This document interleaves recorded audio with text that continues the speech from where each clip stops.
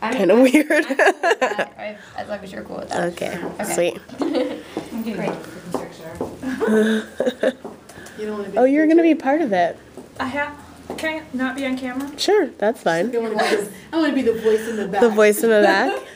For math, I felt it went well with the numbers as far as before and after.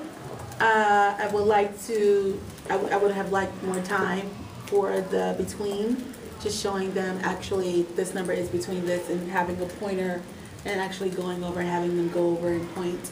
But with the time, I wasn't really sure if I was in or outside of it. I felt that the worksheet went very well because when they started looking at the numbers, even it's not Altanaj was able to find the number he was looking for, even though he didn't know which one it was at first. He was like, how do I write a 12? You know, using the resource and going to the resource and actually knowing and finding it for himself.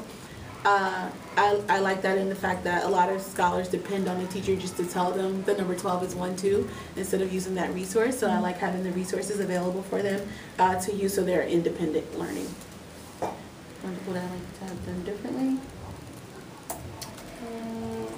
Maybe more manipulatives. I brought a few of my cubes going into actually showing them the numbers and what 2 looks like and just expounding on that concept.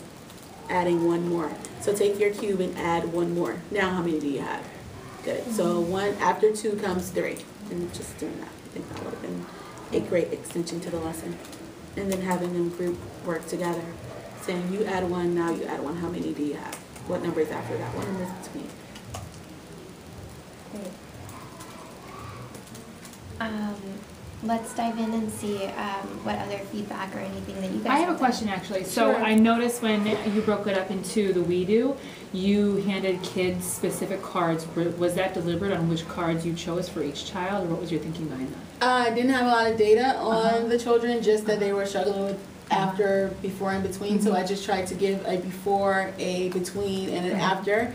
Had I had more data and known exactly what they were struggling with, then I would have targeted them to work with that specific after, before, and between. Based off of what you just saw today, what would you do differently for your numbers? Based off of the data and your instinct, how do you feel each kid would have been in your number selection moving forward? Moving forward, I probably would have started just with 10 to teach the concept, and so they have a strong base for the concept, and then moving on to the more numbers.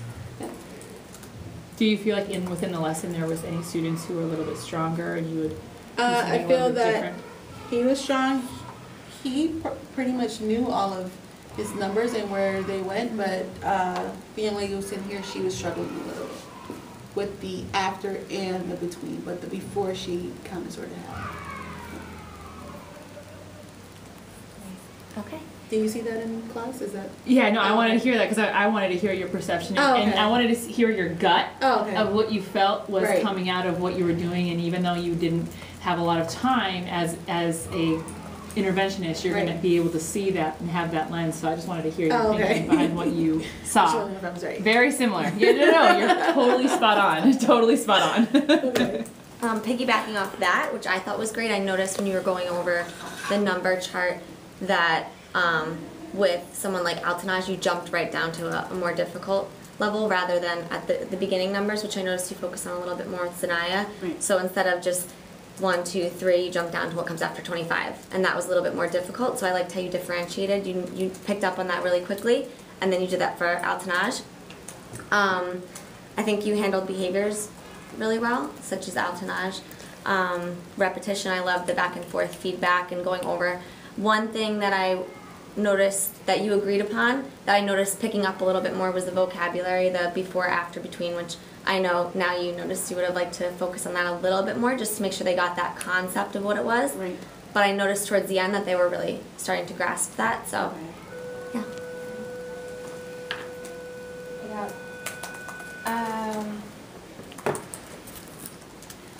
So I thought that the pacing of the lesson was really great. Yes, the timer. Yeah, Loved it. Fabulous. the pacing was excellent. The owl was like a great investment that, like, especially for Altanaj, she like loves like the little stuffed animals and stuff like that. I loved just the variety of different ways to reinforce the same concept in the lesson. And again, this goes back to the pacing was excellent because it felt like kids spent just the right amount of time practicing in this method, moving on, re-practicing in a different way so that it looked different. So I loved that. I also echo you did a great job in the moment differentiation, especially considering that you didn't have any data on the students that were here.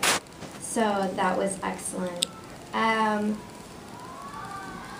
I think my area to investigate is similar to what Kate said and similar to your own reflection. It seemed like the before, the after, in between was a little bit more bite than what this group could chew in the moment. And I think, as a result of that, I don't know whether it was intentional or you made the in the moment switch, but some of your practices veered away from all three concepts to just focusing on before and after.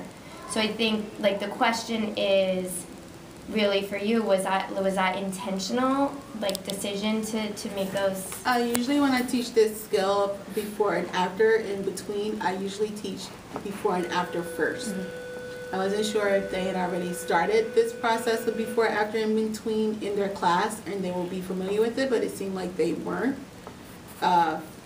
fully vested in it, like the between, and so I went towards the before and after first, because if you can do before and after, later it can be infused with between. So what number is between those two? Yeah. And that's why I went that way. Yeah. Yeah.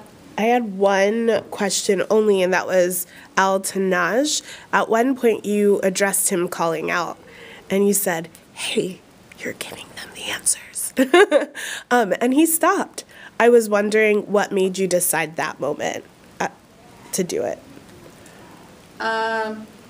Just because he was calling out. I redirected him earlier, and it still continued, so I figured I needed to try something different with him. Yeah, I think I wanted to name it for you because I saw it. The piece that was different the second time, when I feel like it was longer lasting, was that you gave him the rationale behind why he couldn't call out. Okay. So like you said, hey, I want to see if they can do it by themselves. You're giving them the answers. And then I feel like that's why it lasted for him. Okay. Oh, I can't do that anymore. So yeah, you're no problem. Yeah, that was another note that I had here was just behavior from Al-Tanaj in general. So the directions and the corrections did get better at the end of the lesson. I think speaking to exactly what Crystal's talking about, where when you did give him a correction, the fixed behavior lasted longer. Just a question, like if Al-Tanaj is one of your students, his behavior was a little bit challenging in this small group setting, and that he's very excitable. What would you consider doing in working with him to develop stronger group participation and better behavior within the small group? I could give him a lead position so he could be actually the watcher of the other scholars. Usually I call them jobs, so maybe he could be the holder of the Mr. Arl's stick. If you're holding the stick, then your lips are set. Depends on exactly what he's doing as far as how many redirects I have to give and what the classroom, setup is for infractions. I'm not really sure how it works here. But, at my school, the same thing that goes on in the skills room or the spider room is the same thing that happens in the classroom with the checks and the infractions and color changes. I would enforce the same things in the class, but also have those extra jobs or duties to make him feel like he's doing something when he's really not. Do you have anything else to add? I was actually thinking about within the lesson, I noticed you were really working heavily with Al-Tanaj one-on-one, and I don't know if it was because of behavior to work with him or he needed it.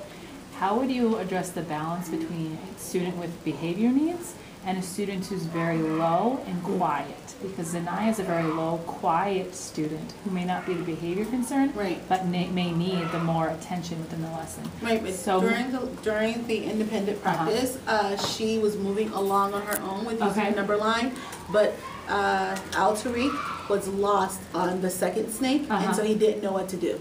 And which is why I came back over to him, showing him where to find the number and how to use the number chart.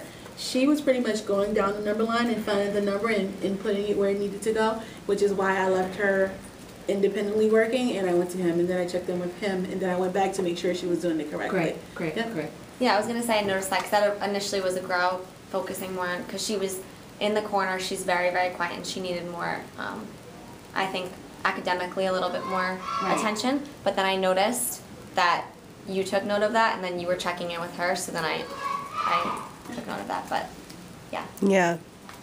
So, yeah. Thank you.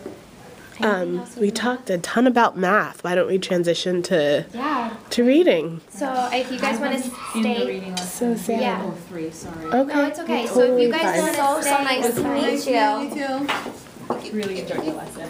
Yes, I really enjoyed it so much. Thank you. You go. Thank you. Very engaging. Great. Thanks, guys. So with the reading lesson, I really enjoyed the reading lesson a lot. Thank you. Again, the pacing is just incredibly strong. The multiple chances of practice was really, really great. I loved the infusion of kinesthetics within the lesson, both with bite the apple, type things, as well as actually moving and matching letters to your cards. I think that was really great. Also, the rhythm pattern at the beginning, I think, was really, really great.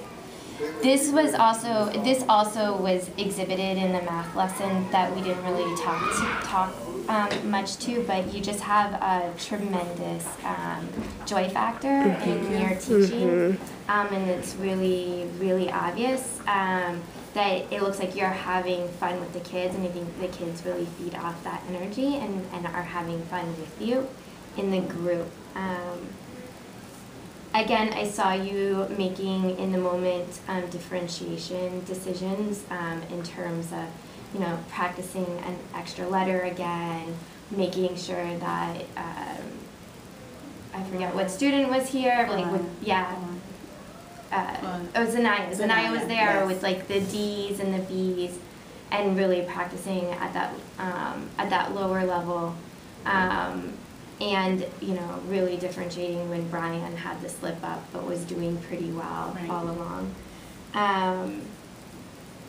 And I think the behavior expectations, that group was a little bit easier in terms of behavior, but I think the expectations were there, and I know that you really made those expectations clear to Brian, who seemed to be a little bit defiant, so not verbally or outwardly defiant, but defiant in just not necessarily following directions or participating.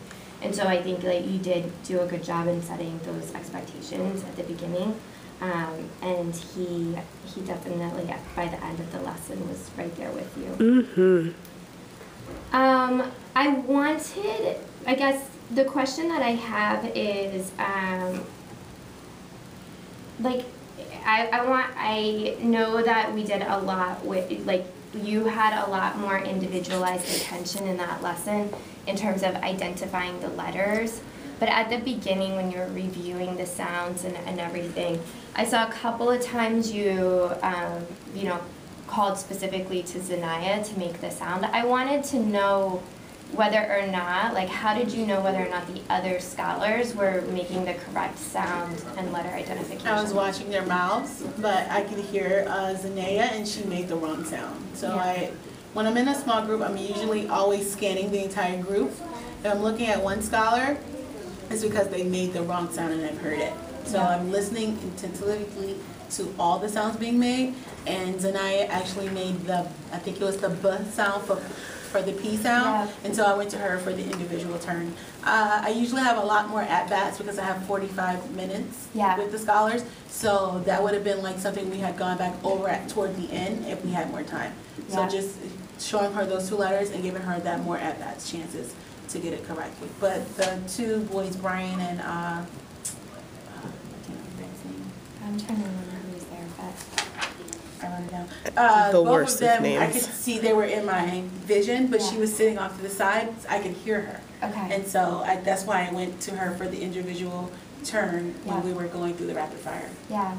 And granted, I know that the time is a constraint, but especially with like the letter sounds or whatever, I think the building in more opportunities for that one-on-one to just like clarify and make sure that they got it would be great. That's what I had in terms of feedback for the lesson. I'm going to read what Miss Avery provided as feedback. So again, she re-emphasized the timing and pacing. She said, again, the letter name, sticky movement, sound, rhythm was really great. You had a variety of interesting activities. You had lots of check-ins. You worked on closing the loop with scholars, so when they got it incorrect, right, you came back, you did that in the moment differentiating, coming back, making sure that you didn't move on with that particular scholar until it was, until they got it. And she also really liked that you closed the lesson with a rapid review.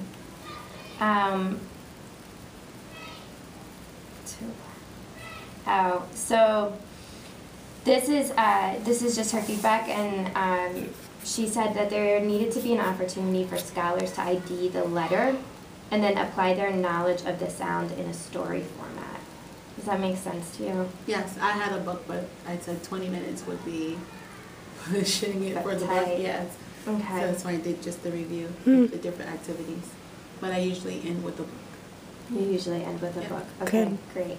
So I mean that was basically her feedback. She says that she thinks that would be a better assessment as to whether or not they achieved the goal and outcome of the lesson. I agree.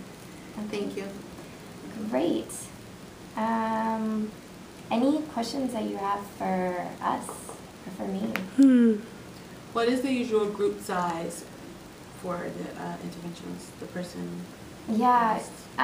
So basically the idea with the intervention position is that the intervention position would be focusing on the bottom 10%. Okay. Right? So scholars who are low assessing is the lowest 10%. Now, those are the kids that you would be focusing on. That does not necessarily mean that 10% of first grade is going to be in pull-out intervention and in groups, right? So it just depends on the needs of the kids. Typically, I think right now, we're pulling out and doing some math power hour stuff. Those groups look to be about 5-ish or so kids.